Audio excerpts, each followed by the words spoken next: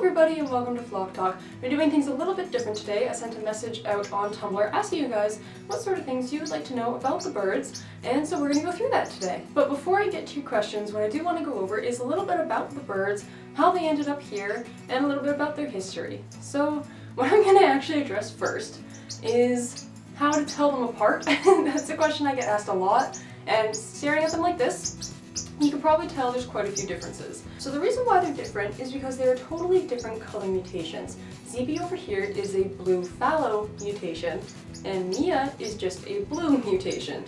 And the way you can tell them apart is mainly because of their backs, if you can't tell them by looking at their faces and things like that. So where did these birds come from? And so we're going to start with Mia, talking about where she came from and her sort of story and her history and things like that. So Mia was a pet store bird, and it's not something I'd recommend, especially not the way she ended up coming home with me.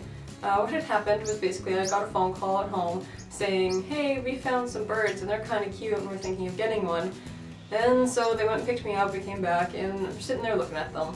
And Mia was in a tank, not a cage, a tank, a glass tank with like aspen wood shavings, one perch spot maybe, and no toys that I can remember, and nothing but like finch seed in the enclosure. And it was a small tank. It was probably only about as wide as I am. So in this tank was two other parrotlets, her sister and her brother, and they were both blue as well. And they would constantly pick on her and beat her up. And there wasn't a whole lot Mia could do about it because the enclosure was so small, she couldn't really get away from them, so she was constantly being beaten up. And the other thing I noticed when I was sitting there holding her, she was a very timid bird. She wasn't very interested in human interaction. She would kind of run up your shoulder and not really want to be on your hands. And it was obvious that she was pretty skittish. She probably wasn't treated the absolute best. And her diet was clearly not the best, as when you looked at her, there were obvious signs of fatty liver disease that I noticed just looking at her in the tank. What fatty liver disease is, if you guys don't know, is basically what happens when you feed a bird an all-seed diet. Is they're not getting the right nutrients they need, fat builds up in their liver, and it can kind of start to shut down their system. And one of the main things that can happen is the birds can start to have seizures and they can die. And this isn't like a once in a blue moon sort of illness. This happens to every single bird in captivity who doesn't get fed the right diet. This isn't rare, this isn't uncommon. This is a super serious illness that never gets cared for because people don't do research. And they feed birds nothing but seed, and then they get liver disease, and then they can just die the next day you wake up. Having a bird who has liver disease is probably the most terrifying thing that I never want someone else's bird to have to go through. You sit there and you know what they need. You know they need to eat vegetables, but they won't eat them. And you know you're doing everything you can and you're pushing yourself to try every single possible thing you can think of to get them to eat vegetables. And you're sitting there and they just won't do it. And you're trying and you know it's the only solution there is right now. And they won't do it. And you're sitting there and you never know what's going to happen. You could wake up tomorrow and they could be dead. There's nothing you could do about it. And it's terrible, it's terrifying. Every single moment is spent just wondering if you're gonna wake up to a bird that's dead on the floor of its cage, and you're wondering if you didn't try hard enough. So basically, the first 1 to 2 years of Mia's life were spent wondering if I would wake up to finding her dead on the bottom of her cage. Because the day she came home, I booked a vet appointment with a local avian vet, and it was confirmed she did have liver disease. And so I did everything I could to make sure she was eating her vegetables, and she was stubborn as all hell. You are so stubborn. My gosh. And so it was a struggle the entire way through, sitting there trying to get her to eat and try foods, and she was either scared of them or didn't like the way they tasted, and you're trying everything you can think of and just nothing's working. But then finally she started eating something, and I finally found something that worked for her and that was getting her better. And it was like the happiest moment of my life when she took a bite of a freaking vegetable. But basically, I did end up getting her eating vegetables. She is still alive today. And thankfully, a few months ago, we went to the vet to get more tests done, as we do every year, and all of her tests came up clear. And she is finally free of liver disease. She's finally healthy again. All we have to do is wait for her to finish molting out, so that way all of the physical signs will be gone, but internally, she's totally back to good health. She's A-okay. Of course, it didn't end there with her. She has a lot of other problems that I've had to deal with. And as I mentioned before, she was a very skittish, very nervous bird, and a large reason for that would have been the way she was handled when she was young, but also because she has birth defects. And one of the most notable ones is the one in her foot. And basically, a bird's leg, if you pretend this is a bird's leg, what you think is this is a foot, this is one part of the leg, this is the other part, but that's not quite how it works. These sections, just your fingers, would be their toes. All the bones inside your hand make up one portion of their leg, and then this makes up another. And in a bird, all these little bones in your hand or your foot are fused together, and that makes up the lower bone in their leg. In Mia, it's this fused section of her body that is deformed, and it's kind of twisted. And what that means is that her foot sits on its side, so when she's gripping perches, it doesn't work out all too well, especially when she was young and just trying to learn to use her feet. And the other thing that happens is because it's all twisted, all the tendons and things in her leg aren't quite lined up right, so she doesn't have quite as much strength, and bending the toes doesn't work quite perfectly. So she would slip a lot. She would fall off perches, and she was clipped at the time. So when she fell, she would fall. She would just onto the bottom of the cage. So it was quite bad, and she was quite nervous. She didn't want to move around a lot. She was very not active at all. She wasn't in the best of health. She did have liver disease at the time, and this was just all piling up to being a really bad situation, that she's not exercising and she's not eating right, and it's not okay. And basically over time, I had to pad the perches, get specialized perches, things to make moving around easier for her. Her wings grew in, so when she fell, she could easily rebalance herself, or she could just fly. And now, as you've seen through a lot of the videos of her playing around being a goof, she's totally capable, totally confident, and she's totally fine, a totally happy bird. So Zeebee's story is also sad, now that I think about it, but sad for me, not really sad for her. Basically, I worked at a pet store, and Zeebee was a bird that was there. And at the time she didn't have a name, obviously, and so she was a naked little blob, little naked baby bird, and I was responsible for hand feeding her, bringing her up correctly, making sure her habitat was okay, all those sorts of things. And I was actually the one that sold her to a lovely couple who really seemed to care a lot. They were very willing to take in new information and get the biggest enclosure they can afford. They were a really great couple who really would have been a fabulous home for Zeebee. But they didn't want to take Zeebee home quite yet because they were moving. And so all the dust, all the movement of things, all the noise would have stressed Zeebee out. So they put a down payment on her, and Zeebee was to stay at the store until they had finished moving, and then would have a calm enough environment to be able to take care of Zeebee. And we got a phone call a couple days later, and they wanted to name Zeebee Duchess. So we started calling Zeebee Duchess. So Duchess stayed at the store for a couple more months while they were still moving. And we were using the name Duchess, getting her used to it, starting to teach Zeebee basic commands, get Zeebee all set up for moving home. When April 1st rolls around, and this is my day off, and I get a phone call asking if I can come down to the store. And now, where I worked, we were all very, kind of like a family. We all kind of joked around. There were pranks. Someone used to walk around with a piece of fake dog poop and would casually leave it around the back room, just to see if they could freak anyone out. It was a lot of fun. And so on April 1st, when you get a phone call asking to come in on your day off, you're thinking it's a prank. Like, that is not out of the realm of possibility. So I'm going in here like, okay, what are they gonna do to me? Is there like a bucket on the door? They can dump it on me? What's going on here? But no, they were dead serious. The store shelves were all being emptied out. There were giant colored signs with clearance labels on them, and the store was closing down. And it was closing because of family issues that were going on with my boss, and because the rent had been raised, so we couldn't afford to stay there, and the SkyTrain was being built, which was cutting off the number of customers that could actually get to the store, and it was just a lot of things that made staying in that location not possible, and so the store was being closed down out of my boss's choice.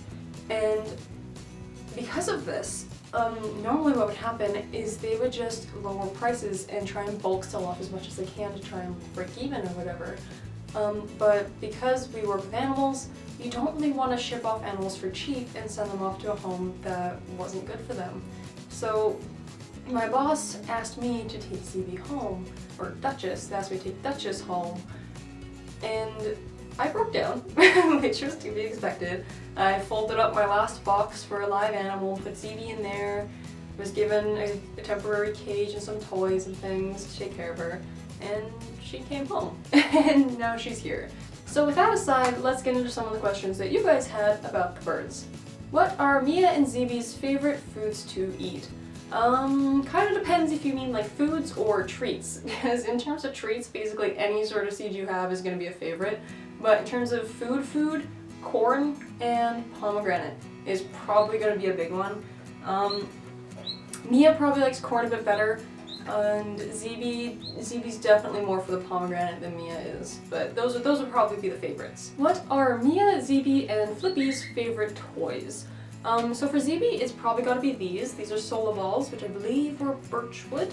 And when I bought these, I got them from mysafebirdstore.com. It was kind of on a whim. I thought they looked really cool, and I would get one. And I thought it was actually going to be a pretty hard wood, but it's actually, I don't know if you can hear it. It kind of almost feels like styrofoam, because the wood is so soft. Like I could just break it apart with my fingernail. And ZB loves to just rip all of these off and chuck them on the floor and make a huge mess, but she does have a lot of fun with them. For Mia, her favorite is probably just regular old twine balls, because I will hide millet inside of them and she loves to kind of chuck them around, toss them on the floor, rip them to shreds, and it definitely helps keep her beak down, so I'm okay with the fact that she loves these things. Flippy, I'm not going to take Toy out of his cage because I don't want to stress him out, but he has a toy that's basically like a ring with a bunch of paper straws through it, and he really loves to pull at the straws and make them all just fall on the floor. Which bead is the most loving / cuddly? I'm probably gonna, despite the fact that ZB's in my hair right now, I'm probably actually gonna have to say Mia, but it kind of does depend on the season. The ZB's a little bit more independent. They both are. So parrots in general aren't a super snuggly species, as opposite as it seems right now with this happening. But they are really independent because they aren't like major giant flocking birds. So having them kind of be snuggly and cuddly is usually more of a sign of over-attachment than it is regular social interaction.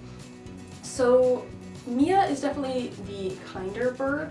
If you kind of piss her off, she's going to be more likely to turn and walk away, and she'll be more appreciative of preens and snuggles, and she'll be more likely to kind of just like cuddle up with you and take a nap.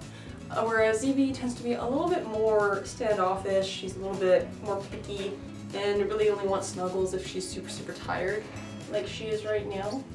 Does ZB like to interact with people when I'm taking her on walks? Kind of. It sort of depends what you specifically mean by that. She doesn't really like the people, because the people don't get her anything, but she does like interacting with people, because by being good with that, by doing a really good job of being calm and interacting with them, she knows she gets treats from it. Because if I'm asking her to step up onto a stranger and they're asking questions about her, she will get treats, she will get fed. So she's usually pretty eager to go and interact with them because she knows I'm going to be giving her food. But she's not so much excited to interact with the people themselves, if that sort of makes sense. Like, she doesn't love the people, she loves the food she gets from interacting with the people. Palm Seeds asks the hard questions. What are the scariest moments you've had because of the beeps? How do they deal with foods and toys they don't like? And what are they super secret birds' secret identities? If I knew their secret identities, then they wouldn't be secret. So, what is the scariest moment I've had because of the beeps? Oh man, it's sad that I have scary moments to choose from in the first place. That's the real scary part. So the scary thing that happened to Mia was she actually started choking, and I still to this day have no idea what she was choking on. I have no idea how she managed it, but basically we were all just kind of sitting around, and then all of a sudden I hear kind of like this weird chirp that's obviously kind of the equivalent of like trying to cough but you can't. And I look over and she's trying to regurgitate, but nothing's coming up.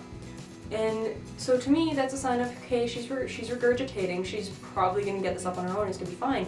So I sat there for, maybe a second, and she's regurgitating, and then she just stops. And she sits there, her feathers start to fluff up, her eyes start to kind of close, and her beak opens and she's breathing heavily, her tongue is like bobbing up and down, her tail's bobbing, her body is kind of like rocking back and forth, and it's obvious that she's having difficulty breathing, that she's choking on something and she needs help. And so as soon as I see those signs pop up, I bolt over to the emergency kit, I grab some olive oil, put it in the syringe, and I start to just gently put a few drops in there to help loosen things, and then I put my fingers on the side of her beak and help encourage her to regurgitate, and she doesn't regurgitate. Which was kind of terrifying, is that she didn't regurgitate right away, which is what they're supposed to do to help loosen what's going on. And she's still sitting there, eyes kind of closed, so I get ZB, and ZB actually helps Mia start to regurgitate, and they start to kind of regurgitate to one another. ZB helps pull whatever's out of her mouth, and Mia stops choking. So that was really terrifying, because she was at that point where her eyes were closing and she was really struggling to breathe. And if I didn't act as quickly as I could and I didn't get the oil in there, it wouldn't have loosened up, and if ZB wasn't around, she may not have regurgitated. So it was really quite a scary event. How do they deal with food or toys they don't like? In general, they just kind of avoid them. They don't really act aggressively to them or, really super terrified. Mia's a bit more skittish, so if she sees something that she's uncertain of, she'll kind of walk away or she'll fly to the side of the room and kind of sit around. They're not too bad. And with the more training you do and the more kind of introducing new things to their environment regularly, the more they're kind of getting used to it. So we don't have a whole ton of things that they don't particularly like, but when they do have things they're afraid of, they just kind of sit to the side and wait for the scary thing to go away, or wait for me to start adding in kind of treats and enticing rewards to show them that the scary thing isn't so super scary. Anything super out of the ordinary the little burbs have ever done? Not really. And I don't think they've ever done anything super, super weird. ZB did this thing once a long time ago, when she would try to copy what I said, but only ever say it once. Like, she sat on my shoulder at one point, and because she does make that kiss noise when I ask her to kiss, it's more likely that she would learn to talk. But for female parrotlets, it's really irregular for them to actually learn to talk, and it would be quite hard to understand if you did. But one day she was sitting on my shoulder, and I'm sitting here doing some sort of techniques to try and encourage her to talk, just in case she wanted to, just out of curiosity. And so I said tickle tickle, and she said tickle tickle back to me. And I was like, wow, that's incredible. So I said it again, and she just ignored me. And she wanted nothing to do with me. She didn't care. She's like, nope, I said it once, that's all you're getting. And now she hasn't tried to copy a word since then. The only thing she does is the kissy noise. What are their favorite tricks? For Mia, it's definitely a high five. And she's a bit tired right now. I don't know if you can see her back there, but she is asleep on the top of the cage, so I'm not going to get her to do it right now. But when I was teaching her to do a high five, she would do it at any excuse she had. So if I was sitting there like reaching up to scratch my face, my hand like this to her meant high five, and she would just come flying out of nowhere and just like smack me in the face because my hand was there. As I've gotten older, how have their personalities changed? And how has that affected the relationship you have with them? This is a really good question, but oddly enough, I can't say that a ton has changed because of age. Because typically what happens is a bird will hit 2, their puberty will happen, and their personalities will change a little bit. But because my guys are going through that, they had so many other things changing in their lives that other factors were affecting how their behavior changed. So it didn't really affect how I interacted with them so much, because I was kind of the one that was guiding the changes. So for example, with Mia, the first 2 years of her life were spent getting her to eat correctly to get her being more active. So her personality at that point wasn't her personality at all. It was just her being unhealthy and her, not being active enough to really present much of a personality. She was just very solemn and very interested in just sitting on her own and being kind of sad. So over those 2 years, when a typical personality change would happen, it was more just getting healthy. And so her personality sort of merged out of that, rather than it just changing because of hormones or just because of age. ZB, on the other hand, again, not a ton of changes. She just turned 2 last year, so, I mean, she has obviously become a small bit more aggressive just because she's going through puberty and all those hormones and stuff are coming through, and it's spring right now. But in terms of, like, how she reacts with me and how she reacts with Mia and how she kind of is as a bird, that hasn't changed a whole ton. I mean, she's really No, and I mean, again, a thing that was happening with her was because I was the one who was around her when she was young and a naked little tiny babe. Her connection to me was a lot stronger than it really should have been, and she ended up developing over-attachment issues, which meant that she was aggressive towards strangers, and so that was something we had to work out, and she's certainly gotten a lot better at now. So the sort of connection she has with me wasn't super changed by the sort of hormone aspect, and a large reason for this is that when hormones come into play, what really affects how badly they change a bird is us and how we interact with them. So when Mia and Zeeby were young, I already kind of knew hormones were going to happen, how to know when they were happening, and how to interact with the bird when that was going to occur. So when hormones come around, and basically almost the same goes for any other time of the year, it's just a matter of respecting their boundaries and knowing, hey, they're being a little aggressive right now, it's because I'm interrupting their space and hormones are going on, and they'd rather be left alone. So it's not so much that they've changed and I now need to interact with them differently, as much as it is I just need to continue what I've been doing for these past 2 years, and I need to make sure that I am respecting their boundaries and understanding when they just need to be left alone, and they aren't going to end up developing a lot of aggression problems or a lot of hormonal problems, as they might with someone who doesn't quite understand when hormones are coming around and how to handle them. Alright, so the last question here isn't even for me, it is for the birds. How do you feel about being a bird?